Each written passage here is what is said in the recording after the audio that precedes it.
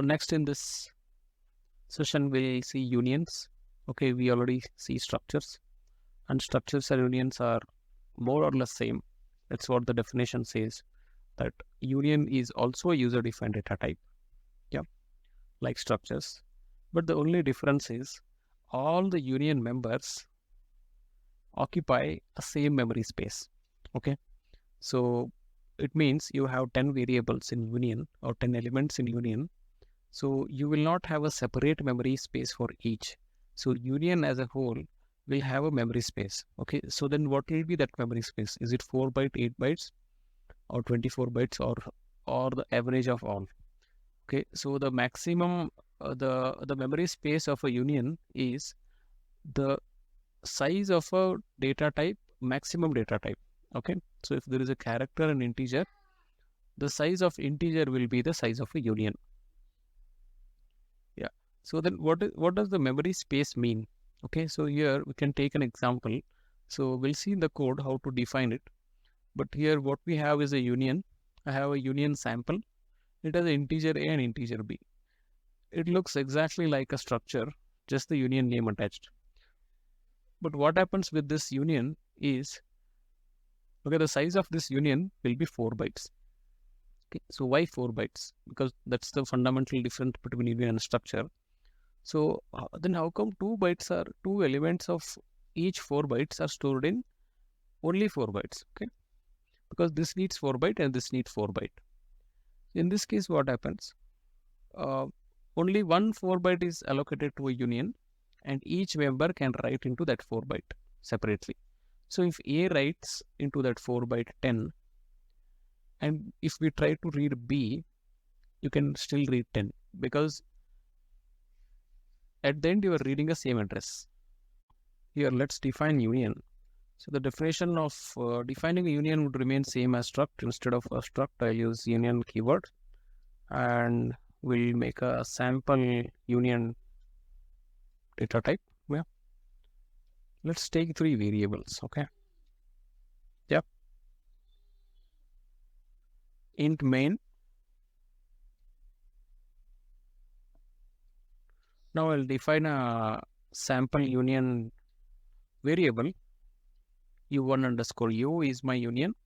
Now it has a u1 underscore u has a elements int a, b, c. Okay, first one, to understand the concept where we explained that the size of union would be a maximum, the size of a maximum data type. I mean the data type which has a maximum size. So the union will hold size of that. Okay. So this is 4 bytes, and this is 4 bytes in size, and this is 1 byte in size. So ideally the structure would occupy 12 bytes, but whereas union will occupy only 4 bytes. Okay. Let's find out that in this printf statement.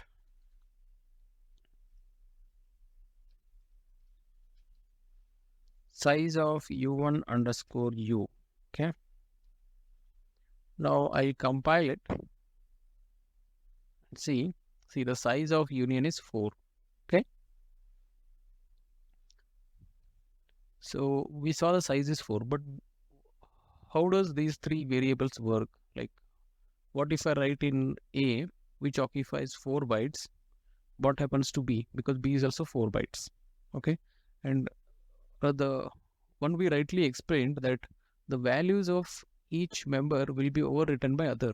Okay. So let's see how that is done. So instead of overwriting, let's take this example. I'll set member A to 30. Now I will read member B.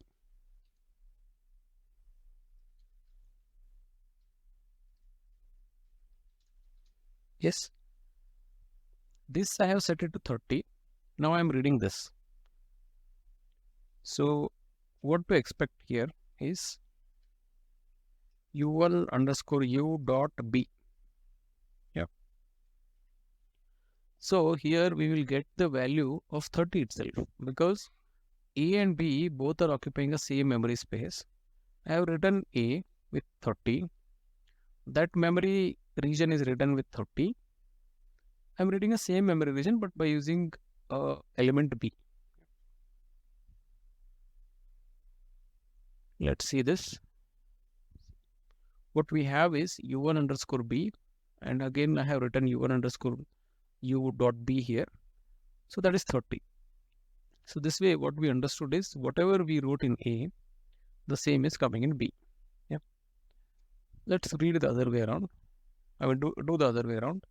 u1 underscore u dot b equal to 50. Now here I'll read A. So the value is again overwritten. Yeah. So what we get in A is 50. Yeah. So this concept is clear that the memory is shared by all the three variables, all the three elements. Yeah. There are many use cases of this. I mean, why do we need such a data type where the memories are being overwritten? Okay. There is a use case, and there are very good use cases of union in real time coding. That too in embedded, there are a lot of use cases. Okay. So those things we will check in the upcoming slides, the real use cases of unions. Okay. So I hope this is clear, at least with respect to the memory overwriting and size of a union, how each element shares the same memory. Yeah. Okay. So let's take an example where we have a base register, and the structure of base register is this, that the first 8 bits are status bits, counter bits, data bits, and error bits. Okay. But when we read a base register, that is the content of base register, we read it as a 32-byte value because the base register holds 32-byte value. And to extract each of the elements of that bit, okay, because we want to know structure first. We want to read first the status. If the status is true, only then we want to read the counter. Okay, or we want to first read the error bits. If error bit is set, then we don't want to proceed anything. So for that, we need to extract these bits individually. This can be done using union and structure together. So let's try to understand how to do it.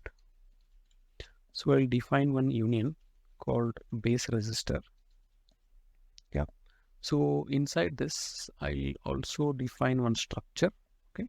The structure is my base.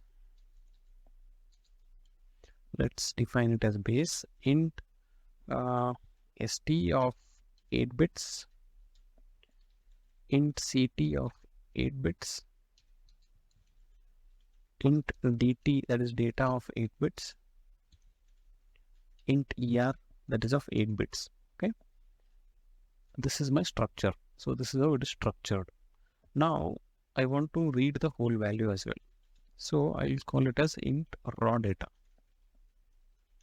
Okay. And the structure, I'll name it as B1. Okay. This is my union.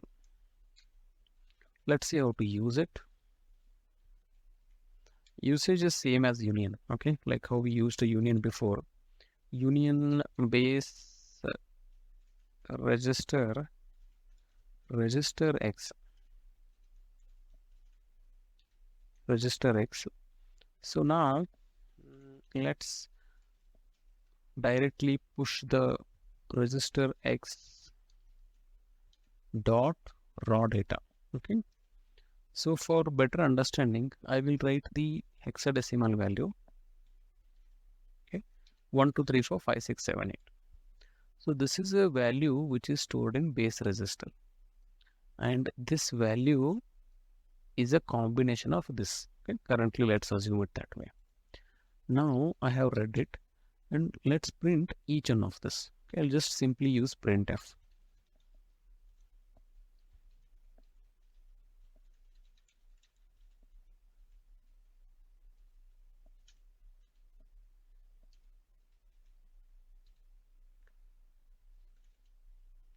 regex dot b1 dot st. Okay. And I want to print this 4 times because I have 4 elements: ct, sorry, CT, DT, and ER. Okay, CT, DT, and error. So let's see what value we'll get.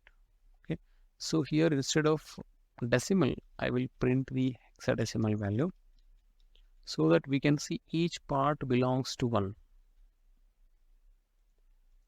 Let me compile. So the compilation is through. Run it. Okay, so this is what we have. ER is 12, 1, 2, 3, 4, 5, 6, 7, 8. Okay, so this is the one which is occupying the least significant bit, sorry, most significant bit, ER. Okay, and 7, 8 is the least significant value that is in ST.